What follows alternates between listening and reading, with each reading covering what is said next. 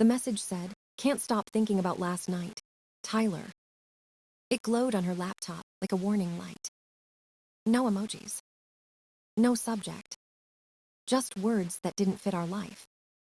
Lauren was in the kitchen, humming over her coffee. She didn't see it. I did. For a second, everything froze. Then my hands moved on their own. I took a screenshot. Saved it in a folder named Housekeeping. Boring names don't raise alarms. I closed the lid like nothing happened. My pulse sounded like static.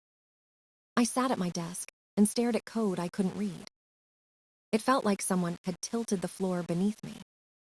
I didn't storm into the kitchen. Didn't shout or accuse. That's not how you win truth. I opened a notebook instead. Wrote the date, time, and the message word for word. Then I wrote 3 questions. Who is Tyler? What happened last night? Why would someone write discreet things on work email? I underlined them once. Then closed the notebook. I needed rules. Rule 1, document first. Rule 2, don't assume. Rule 3, don't talk yet. That night, Lauren laughed on the phone again. Something about a client who double booked. Her voice was light. Mine was. I stared at the photo of us from our anniversary. The frame looked heavier now. I opened my laptop and started a new file. Name, Housekeeping Log 01. Entry 1, suspicious message, sender Tyler, timestamp verified. Entry 2, behavior normal, no confrontation. I added 1 line at the bottom. Emotion withheld for clarity. The next morning, I checked her schedule. She had trial appointment at a hotel downtown. She said it was for a bridal test shoot. I smiled. I wrote it down. Patterns matter more than emotions. On the drive to work, I kept hearing the line. Can't stop thinking about last night. It echoed like a leak behind the walls. At lunch, I researched legal boundaries. What's allowed? What isn't? Screenshots fine. Private messages off limits. Stay clean. Stay safe. When she texted later, "Busy day, love you," I typed back, "Same." Then I logged the text. Even affection was data now. That evening, she came home with a new bracelet. Said a client gave it to her. Gold, delicate, not cheap. I smiled again. Took a quiet photo while she showered. Saved it in the same folder. Item tag, gift no card. By midnight, the folder had 4 files. Each one a tiny fracture in the surface of normal. I didn't sleep. I just listened to her breathing beside me. It sounded steady. Mine didn't. The next morning, I made coffee early. She kissed my cheek and said, "You look tired." I said, "Just work." Then she left. I wrote 1 more line before opening my laptop. Truth hides in routine. Start watching the routine. Days passed quietly. Lauren's schedule filled with bridal trials and late returns. I stayed calm. Collected data. The bracelet stayed on her wrist like a silent confession. I started mapping her calendar in my notebook. Colored dots for each client name. Tyler's name appeared twice. Once in full, once as an initial. That was enough. I didn't accuse. I organized. Order is how I breathe. Every evening, I opened the housekeeping log. Wrote down times, receipts, phone calls, small details. I wasn't building a theory. I was building a record. Proof is patient. Emotion isn't. At work, my code blurred into gray lines. I fixed errors by habit, not focus. Inside, everything was rearranging. Lauren texted me photos of her clients' hairstyles. Smiles glitter soft light. None of it looked like guilt. But guilt never does. On a Thursday, she said she'd be home late again. I logged it. Timestamp 8:42 p.m. She arrived at 11:30 with perfume I didn't recognize. Said she stopped by a friend's birthday. I nodded. Wrote unverified stop in my notes. My rules kept me steady. Document first. Don't tip your hand. Evidence over emotion. Friday, I made an appointment with an attorney. Her name was Ms. Carter. Her office smelled like paper and order. I told her I didn't want revenge. Just clarity. She nodded once and said, then build a clean case. She explained what to record, what to avoid. No passwords, no hidden cameras without consent. Keep it legal. Keep it dull. I could do dull. She suggested hearing a private investigator. Follow the data, not the drama, she said.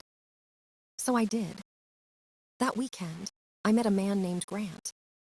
Gray jacket, no small talk. He listened, took notes, asked for times and names. He would watch Tyler, not Lauren. Follow the initiator, he said. They leave clearer trails. I paid the retainer and gave him the schedule I'd built. Then I drove home through quiet streets that didn't feel like home. Lauren was asleep when I arrived. Her phone glowed on the nightstand. I looked away. Temptation ruins clean records. I wrote another note instead. Rule 4, don't touch what isn't yours. Monday, Grant called. He'd start surveillance midweek. I thanked him and logged the time. The system worked. I woke earlier each day.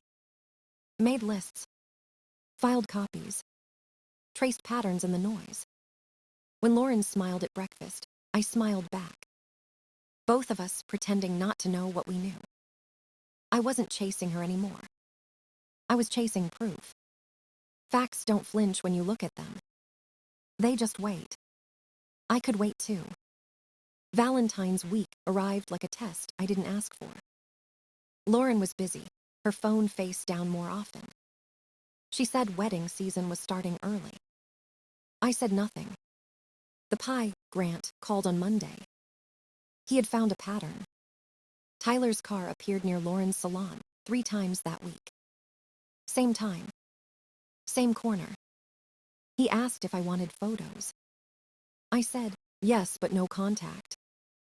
He said, understood.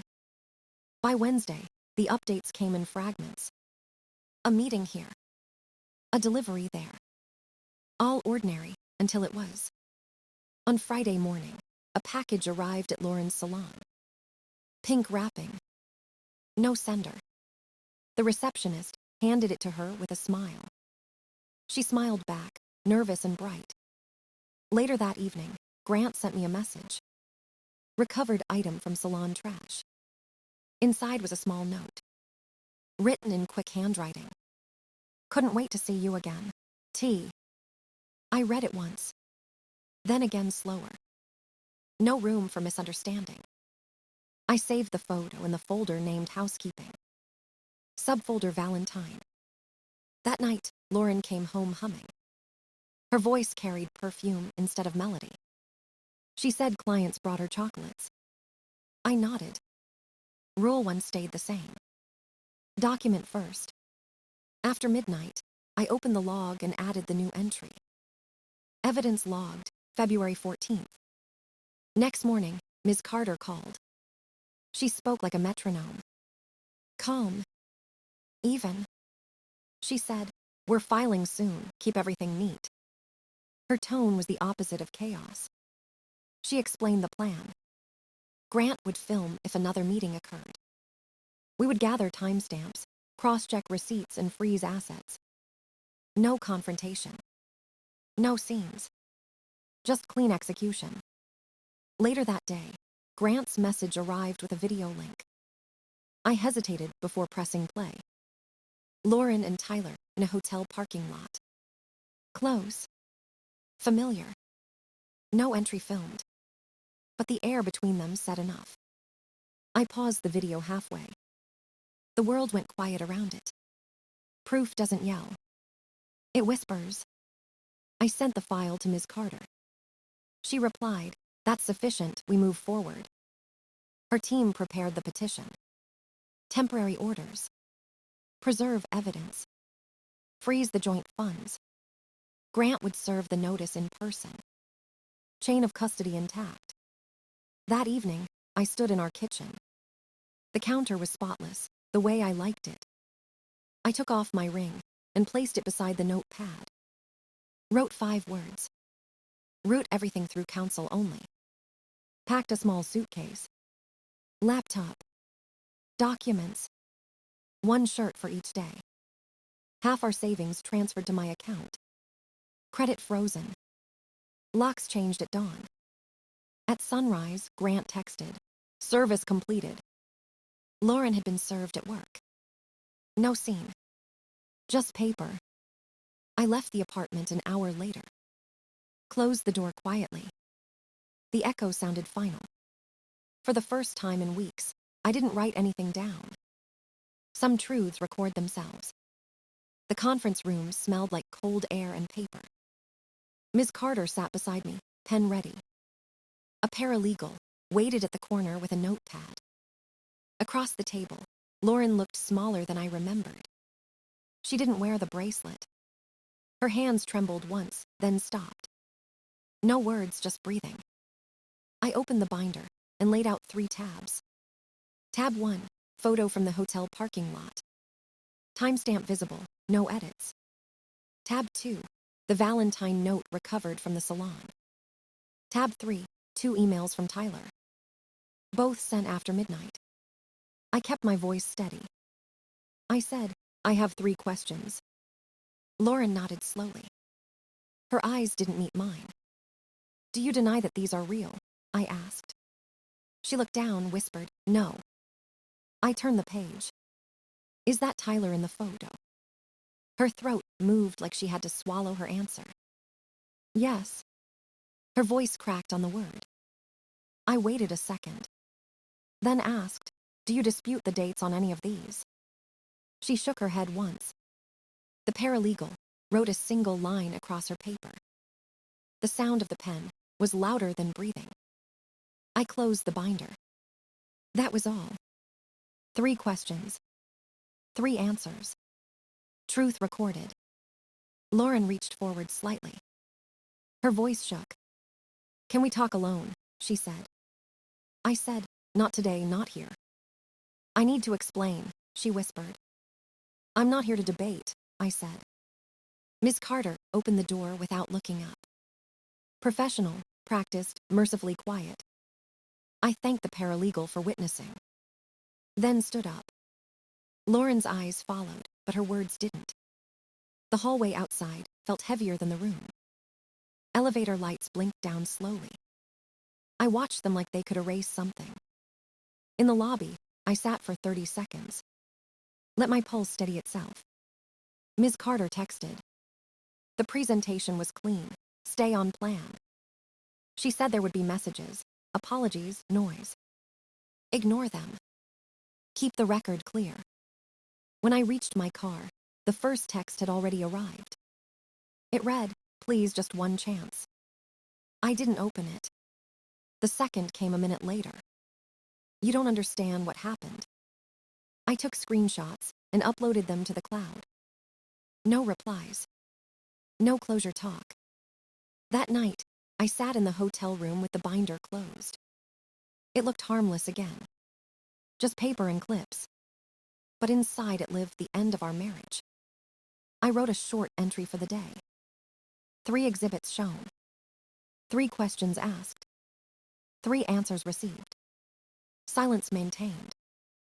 I placed my keys in a straight line on the desk. Turned my phone face down. The room was finally still. Truth doesn't need an audience. It just needs a record.